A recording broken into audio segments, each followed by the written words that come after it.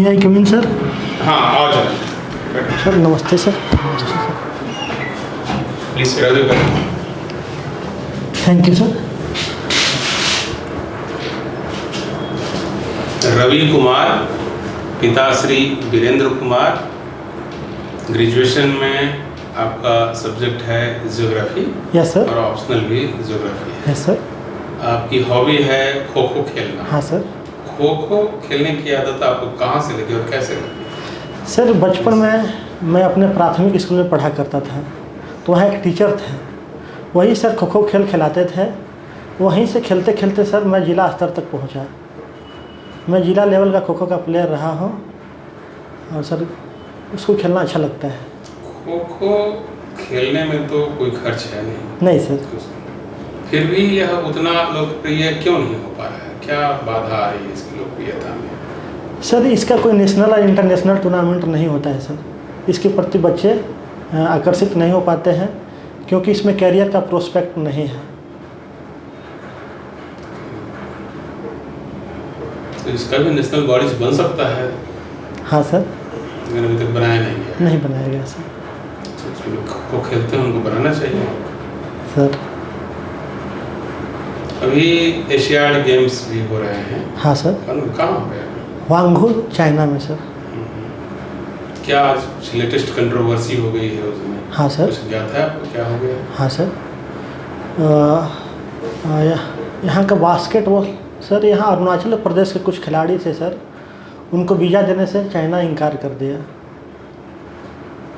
तो यहीं से सर कंट्रोवर्सी स्टार्ट हुआ। क्यों चीन को ऐसे क्या हो गया कि हमारे खिलाड़ियों को उसने वीज़ा देने से इनकार कर दिया? सर चाइना अरुणाचल प्रदेश को दक्षिणी तिब्बत का भाग मानता है और उस पर दावा भी करता है। चाइना अपने मानचित्र में अरुणाचल प्रदेश को अपने भूभाग के रूप में दर्शाता है। इसी कारण सर वो मतलब वीज़ा देने में दिक्कत किया। तो क्या कभी चीन का हिस्सा रहा है अरुणाचल प्रदेश ऐतिहासिक रूप से भी देखो तो? सर इसके बारे में पता तो नहीं है सर, लेकिन जो प्रजातीय गुण है मिलता है। वहाँ पर मंगोल प्रजाति के लोग रहते हैं अरुणाचल प्रदेश में, और सेम प्रजाति के लोग तिब्बत में भी निवास करते हैं। ज्योग्राफी के आप स्टूडेंट रहे हैं सर। तो भारत और चीन को सांस्कृतिक रूप से अलग करने में किस ज्योग्राफिकल फीचर की सबसे बड़ी भूमिका रही है? सर हिमालय के पहाड़ सर। हिमालय का जो पहाड़ है चाइना और भारत के बीच प्राकृतिक सीमा रेखा बनाती है। कुछ नदियाँ भी हैं सर, जैसे ब्रह्मपुत्र नदी अरुणाचल प्रदेश और चाइना में सीमा रेखा बनाती है। भारत की जो नदी प्रणाली है, हाँ सर। कहा जाता है कि विश्व की सबसे महत्वपूर्ण रिवर सिस्टम में से एक है इंडियन रिवर सिस्टम। इस पर विस्तार से प्रकाश डालिए। कैसे इंडिया का जो रिवर सिस्टम है it plays very important role in the economic development of our country. Sir Bharat में नदियों का जाल है। यहाँ पर मुख्यतः दो प्रकार की नदियाँ हैं, एक हिमालय क्षेत्र से निकलने वाली नदियाँ और दूसरा प्रायद्वीपीय क्षेत्र की नदियाँ। तो सर हिमालय से निकलने वाली नदियों में सिंधु नदी तंत्र, गंगा नदी तंत्र और ब्रह्मपुत्र नदी तंत्र तथा प्रायद्वीपीय भाग से निकलने वाली नदियों में कावेरी, कृष्णा, गोदावरी, सोन आदि प्रमुख नदियाँ हैं। सर भारत एक कृषि प्रधान राज्य है। यहाँ कृषि का मुख्य आधार सिंचाई है। तो सर यह नदियाँ यहाँ के भूभाग को सिंचित कर हमारे लिए खाद्य सुरक्षा, हमारे लोगों को रोजगार उपलब्ध कराती है। सर दूसरा कि जो उद्योग हैं सर, जो कहीं न कहीं कृषि से जुड़े हुए हैं, उनके लिए कच्चा माल भी उपलब्ध कराते हैं। तो सर हमारा जो इकोनॉमी है कहीं न कहीं भारतीय नदियाँ से जुड़ा हुआ है। तीसरा सर पर्यटन का क्षेत्र, जैसे गंगा नदी, ब्रह्मपुत्र नदी, इसमें बहुत सारे पर्यटन स्थल हैं सर, वो भी कहीं न कहीं इकोनॉमी में योगदान देता है। चौथा सर मछलियाँ, जो हमारी नदियाँ हैं जो हमारी नदियाँ हैं वहाँ बहुआत मात्रा में मछलियाँ पाई जाती है सर। इससे बहुत लोगों का जीवन यापन रोजी रोटी चलता है।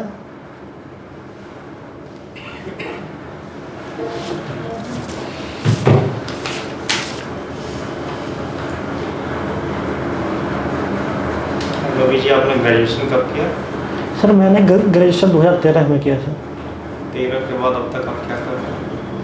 सर मैं पहले खुफिया विभाग में नौकरी करता था तथा वर्तमान में भारतीय लेखा एवं लेखा परीक्षा विभाग में बतौर सीनियर ऑडिटर कार्यरत हूँ। अभी आप कार्यरत हैं? हाँ सर। अच्छी बात है। तो आपका ग्रेजुएशन विषय है ज्योग्राफी। हाँ सर। पढ़ाई किए हुए तो गैप हो गया काफ़ी। हाँ सर। तो आप क्या मुझे बता पाएंगे एटमॉस्फेयर का आउटर मोस्ट लेयर कौन सा? बहिर्मंडल। टोटल कितने लेयर्स हैं सर 5। क्या क्या है? क्षोभ मंडल, समताप मंडल, ओजोन मंडल, आयन मंडल और बहिर्मंडल। स्ट्रेटोस्फीयर को क्या कहते हैं? समताप मंडल से उसका रेंज बता सकते हैं? सर 32 से 80 किलोमीटर। 32,000? 80 किलोमीटर। इस लेयर का range round about 50 kilometre. Yes sir. इसका सर वहाँ का जो जियोग्राफिकल कंडीशन है सर उस अप्रॉक्सीमेटली हाँ सर 50 किलोमीटर है। इसका समताप मंडल का। अर्थ जो है, अर्थ में अर्थ का जो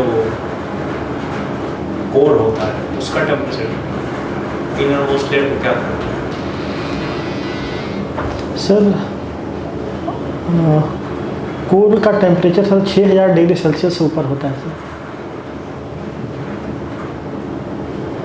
निकल और फेरस की प्रधानता होती है, वो द्रव अवस्थाएं मौजूद है। हमारे बिहार में कौन कौन सी खनिज मौजूद है? सर हमारे बिहार में खनिज की उपलब्धता बहुत कम है, फिर भी सर मुंगेर क्वार्टर्स के लिए, भागलपुर कोयला के लिए, गया अबरक के लिए और ब्लैक सॉइल का खास बात क्या होगा? सर काली मिट्टी का विस्तार दक्कन के पठारी क्षेत्रों में है। उसका मुख्य उपयोग कॉटन के उत्पादन में, कपास के उत्पादन में। स्पर किसे कहते हैं आपका? Sir sorry sir. लेक का नाम सुना? हाँ सर। ऑस्लो लेक का फॉर्मेशन कैसे होता है? सर एक बार रिपीट कर सकते हैं? ऑक्सबो लेक का नाम सुना? नहीं सर सॉरी। गोखुर झील में लगता है ना? हाँ सर गोखुर झील जानते हैं सर। बताओ।